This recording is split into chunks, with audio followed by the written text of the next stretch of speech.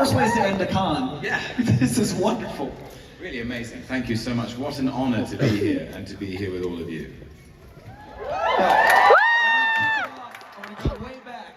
Okay. You've now been playing Loki Laufey-san for 15 years, which means you've got over a decade of con experience of this wonderful culture, this life. Yeah. What are some of your favorite elements of this particular community? We were talking about it in the back. What makes this special to you? Honestly, it's sharing the joy. That's what I love about it. This weekend I have received so much generosity and so much passion for the work that I've done and the ideas that we've shared, and believe me, I feel the love. So thank you. I love your voice. I should say this, is that I think we use fiction. You and I were chatting back there. Fictional characters in fictional stories, comic books, ancient narrative, superhero stories, to explain ourselves to ourselves. It's all a metaphor. It's all a way of exploring who we really are in our real lives. And we have done it forever as human beings, just like they used to do in the ancient epics. And the thing that moves me the most is that it's been my honor and my privilege to play Loki and to represent whatever he represents on that canvas, and to hear and witness how much he means to so many of you for so many different reasons. And it creates an extraordinary, I feel, atmosphere of connection and togetherness, is that actually we're telling these stories to understand who we are. And so I'm grateful to you. Thanks. So before there was ever a con, before any of that, I want to go back to a headline from 20 years ago. This headline read, or almost 20 years ago now, Marvel rolls dice, cast no names for Thor. That iconic headline now. And I gotta bring it up because you represent one of my favorite castings in the last 20 years. Like I love, that's the direction they went. In my opinion, Sarah Haley Finn is one of the names at Marvel, like the casting director who puts it all together. She's the one above all in so many ways. What's unique about the Marvel casting process that allows them to build those relationships over decades that literally has to be a plug and play for so many different mediums, so many different universes, so many different relationships? What's the Marvel casting magic? First of all, I'm grateful to the writer for his endorsement and encouragement.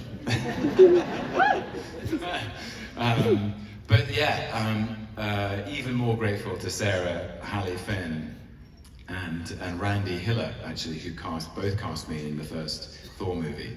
And an extraordinary gift of their confidence in me and in Chris Hemsworth. Neither of us had done anything up to that point which could prove that we could deliver on that promise. I hope that we presented ourselves as people who were willing to work hard and were grateful for the opportunity. But it is amazing how they have populated this universe, the constellations, with disparate and versatile talent. And the magic always with acting is what happens between you. And I always feel if I've done any acting that's half decent, it's because of the actor I'm opposite. It's the that's the joy of the unpredictability of the chemistry that you have.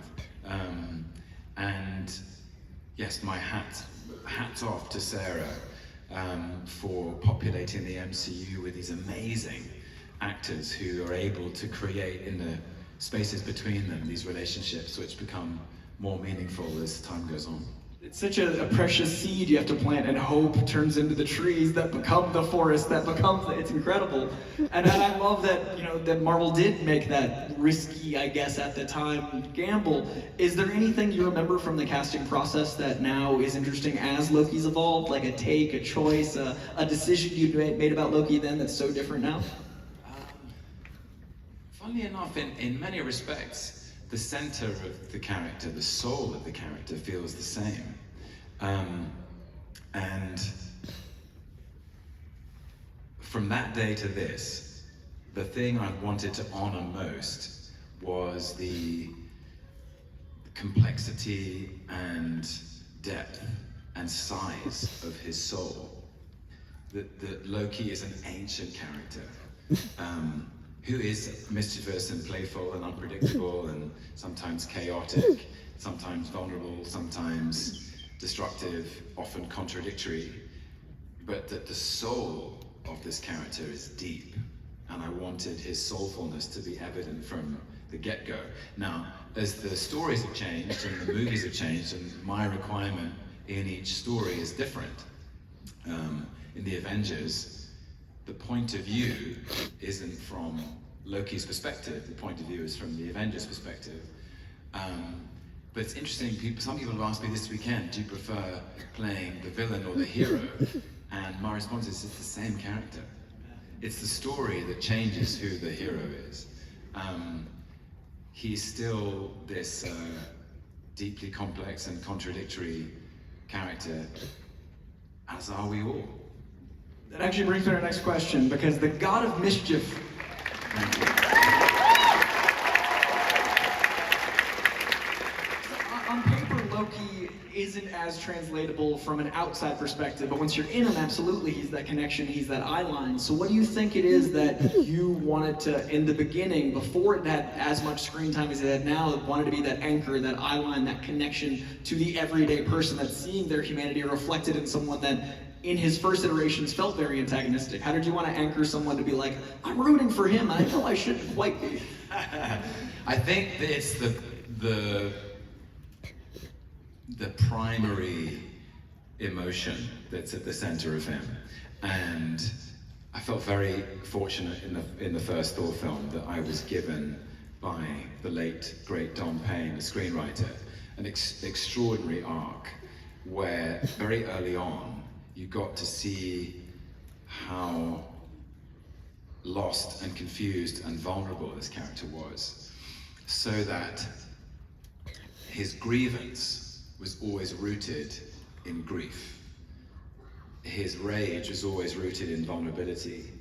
And so even when Loki's at his most destructive and his most villainous, I suppose, I had a second to present what was behind all of his anger, what was behind all of his misguided and destructive kind of element, which I think the audience could latch onto and go, okay, he's making some interesting choices. Decisions are made. He's not thinking clearly. And also, I think it is in his nature. I think he is the whole point of the trickster in any mythology is that the trickster is a mercurial force, a shapeshifter, a transformer, a disruptor, a boundary crosser. As soon as you think you can pin him down, he's shifted away into something else. And even, I mean, Chris Hemsworth and I used to talk about evolving their choreographic fighting style as that Thor was like a block of granite and Loki was like the wind dancing around it, but together they could be very powerful.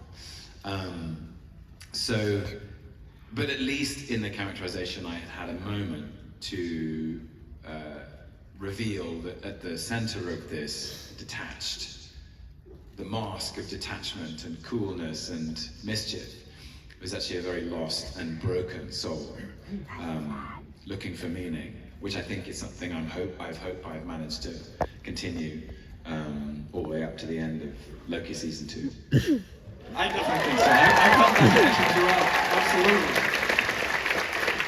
So very recently, personally, it was lovely to see you get to flex the Shakespeare muscles in 1602. I loved hearing that. One, was any of that improv? Because I know you've got it at the ready. And two, I love that Kenneth Branagh, to me, is like our Laurence Olivier. He's our representative of the Bard. And I gotta know, what was it like on set with two Shakespeare guys while making something like Thor? Did you guys wax poetic, literally?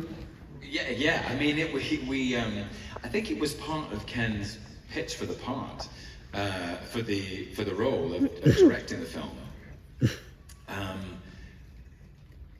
From memory, Thor was not an easy.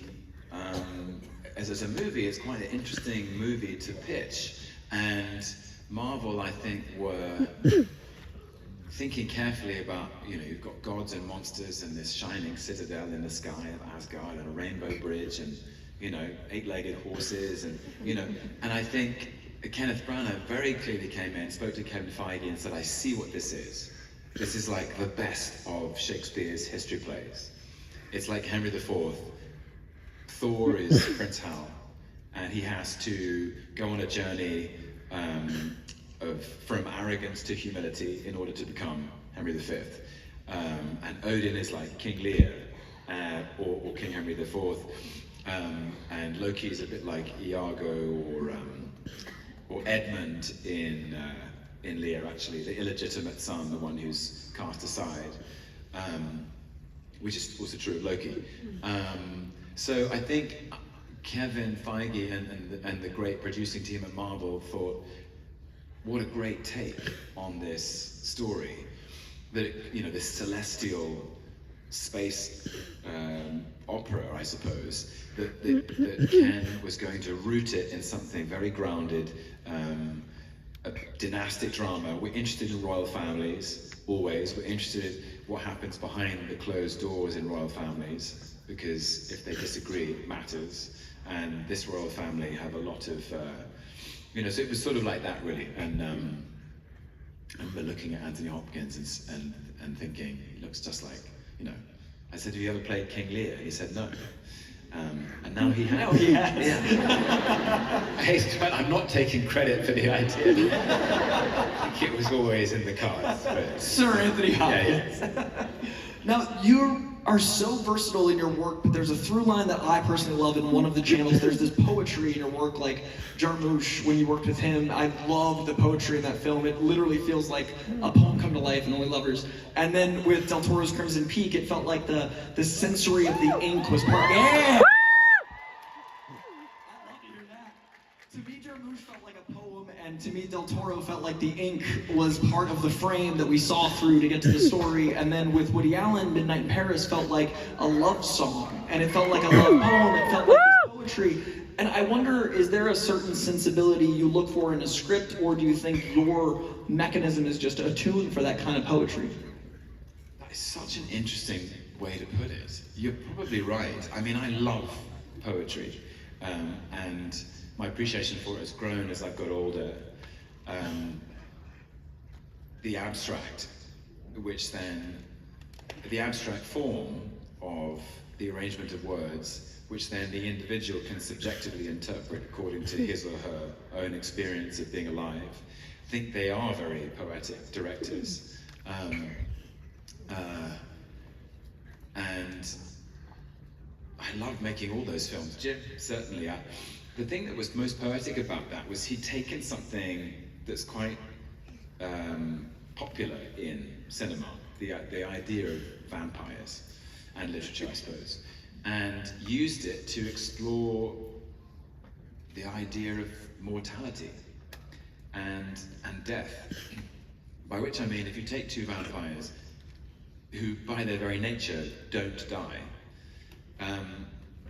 you are considering, because of course we do, and any meditation on death also brings about a reflection on life and how we make life mean something and how we make our short time on this planet worth it. And really that's what that film is about, and that great line that Tilda Swinton has, which is, life is about surviving things appreciating nature, nurturing kindness and friendships, and dancing.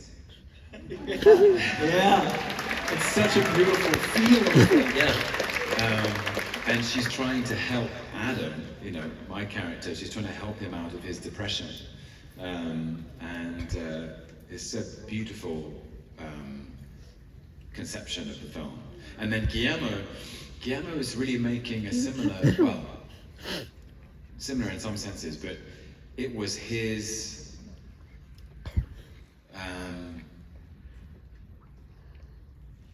tribute, or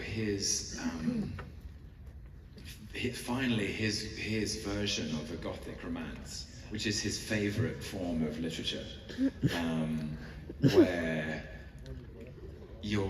the story is actually investigating some really primary engines in our lives, and the battle between love and fear, and all of our choices essentially boil down between those two forces. You either make a choice out of love, or you make a choice out of fear. And Mia Wasikowska's character, Edith Cushing, is light and love, and she is kind of banishing the shadow of fear in everything that she sees, and in my character, in Thomas Sharp. And I think Lucille Sharp, played by Jessica Chastain, is a kind of emblem of fear, and how fear can corrode the soul in some way. Yeah, I love making that film. It does have a very unique strain of sincerity, which is very unique to Guillermo. Yeah, which I appreciate. Yeah. I like that it feels like the smell of a book. Yes. Yes. He would love that. Yeah, yeah. Tell me always when I think of that film, like, this is like a nice book. Yeah, he would love that. Now, you've officially got my favorite arc in the MCU, and speaking of that poetry, there's something so profound to me about the God of Stories concept recontextualized through the cursed with glorious purpose ideal that I love was planted so many years ago, and just like casting got to germinate and become this tree. And I've wondered ever since, has that recontextualization of the concept of the God of Stories through that line changed how you felt about that line when you delivered it as a different Loki all those years ago? Yes, absolutely. I mean, it was a great line. Even then, I loved saying it. I had to say it on the way out. It's so grand and theatrical. And in that moment, he's I think he's covering. He's improvising. Yeah. He can back it up. Well, at least he tries. Until Hulk shows up, it's a whole thing. Well, in the Avengers, that pesky team. They keep showing up. Yeah. Yes, the most exciting thing, I remember when I cast my mind back to a couple of years ago now, almost exactly, and I was in Los Angeles with a great team who made Loki. Kevin Wright, our producer, Kasra Farahani, our production designer, Eric Martin, the head writer, and some other brilliant producers and writers who are part of the writers' room. And we had a board, and at the top of the board, we had a big sign that just said "Glorious Purpose?" ? Because I kept insisting. I think episode 1 of season 1. Loki discovers that the glorious purpose that he felt was a part of his mission and a part of the center of his capacity to derive meaning from his life was fraudulent, a lost cause with no foundation. It leads to nothing. It leads to the suffering of his friends and his own death. And Mobius gives him this second chance, and it's this journey through the TVA and trying to understand himself, meeting Sylvie and going on a journey with her, meeting the other Loki variants, and then finally getting to the Citadel at the end of time and thinking, how do I reinvigorate, redefine, rediscover this sense of purpose? How could I derive meaning from my life? And it's such a great engine for a character. Just driving forward. and making sure he doesn't waste it again.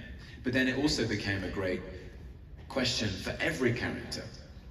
What's Gloria's purpose for Mobius? What's Gloria's purpose for Sylvie? How does she find purpose after she's done what she came to do and execute He Who Remains? What's Gloria's purpose for B15, who finds out she had a life on the timeline? What's Gloria's purpose for the TVA? Suddenly all these people at the TVA, they think they've been working for this institution that claims to govern the order of time, and actually they find out that there is more moral ambiguity in their actions. And can this broken institution be repurposed for something better? Which is a debate we have in the world all the time. Can broken institutions be reorganized without being swept away? So Gloria's purpose became this true north for the compass of the show. And of course for Loki and his desperation to make it mean something in the face of so much confusion and so much loss, and the stakes are really high. You know, these the multiverse, you know, people are trying to destroy people's lives. So, and it led to these amazing conversations about the whole nature of purpose, which I think is very resonant in all of our lives. And I kind of believe that that's what we're all searching for. We want a purpose in our lives. And it led to some great discussions. Kevin Wright and I we had a whiteboard, and we wrote the great Socrates quote, "The unexamined life is not worth living." Perfect parallel. Yeah. And you know, we started reading Viktor Frankl and Man's Search for Meaning, and his idea of that freedom and responsibility actually go hand in hand. You can't have freedom without responsibility, and you can't have responsibility without freedom. And I started quoting T.S. Eliot and everything else. But it was it felt like a fantastic and fruitful place to start, especially as in season 1 we've been talking about free will and predeterminism and all these kind of quite philosophical ideas, which it felt like I couldn't believe they let us get away with it. You know? We were talking back there, I think art is more of a feeling than a thing you think through, and I think Gloria's purpose is something we all feel more than we think about feeling. So I love the idea that Gloria's purpose became a narrative we can attach ourselves to feel the art more directly, and that's why I think that arc is so profound over the years, because every time we feel it in a different medium, it's a different feeling that we can't pin down. And that brings me to another question. So just to your point, I think when we in our lives feel lost, we feel like, what's my purpose? And I think Loki has represented that. And we look for it in art, which comes back to the Ouroboros of us all. I see what you did that. I love when that character is named. I was like, this is gonna be I'm gonna go on this journey for a while. Now I've known Justin and Aaron in real life for years. I love those guys dearly. They're delightful, and they mentioned a few things when I told them I was going to be sitting down with you. A current passion for tennis, Mr. Dave from The Endless, and Heat. And I want to know, one, why Heat right now? And two, what are you enjoying in art that you want to share with others that would be something that you'd recommend for someone looking for Gloria's purpose? Like, is there any art that's been really driving you lately? That's a good question. Interesting enough, over the holidays I started reading Heat 2. Yeah, I'm so excited. Which is great. Also, you just mentioned Justin Benson and Aaron Moorhead. Season 2 wouldn't be what it is without those guys. They are fantastic. And they really are. Their instinct for story is so good, and they came into the creative process. And the one thing they used to keep saying is, we want to excavate and unfold and get into the vulnerability of every character. That was what they were interested in, was each character's most vulnerable spot, which is a great instinct. And it's true, I do love tennis. I'm constantly used to sort of whenever there was a good scene, whenever, you know, Owen Wilson also loves tennis. So I would sometimes, if we felt like we got a good take, I was like, it feels like Federer and Nadal. It is a very active sport to love, like a back and forth where you're both competing. Back and forth, it's the rally. The magic is in the rally. And it was so funny because I would come back and be like, do you remember that? I would sometimes talk about matches that I remember, which go on for 5 hours, and you know, it goes to a fifth set, and you see these close-ups of these amazing tennis players' faces, and it looks like they've been through something. It's incredibly profound, but they've still got the fire. And I would sometimes go, that's what Loki should look like. And Justin and I would look at me like, we haven't seen, we don't know what you're talking about. What, Roger who? And so it really tickled me that they didn't, so we sometimes would, you know, get up these old matches on YouTube. Anyway, tennis is life. I love that even in that environment, sports were like comic sports, what's happening? You're showing us this reference. Sports? Wait, Loki's a tennis player? A tennis face for Loki? How do we direct that? What do you mean? Is that a metaphor? Now, I have roughly 82 questions. I won't have time for me to ask all of them. Though, because sometimes you're on set and it's like first thing in the day and you're fresh. You're all fresh, but the character's not fresh. Yeah. The character's been doing this for centuries. Yeah. You know, the character hasn't had a shower in weeks. The character's really stressed. And sometimes you do see that in great tennis players at the end of matches. You're like, wow, this is drama. There's also the butterfly effect in tennis where like a turned ankle or a pivot or like the exhaustion is like an acting scene where you need that wear down. So it's a great metaphor, but they should watch more tennis. So those are my questions, but I do know we have some questions fans have asked you. So we've actually got a video and we're gonna get into that in just a second. So if we cue up that video.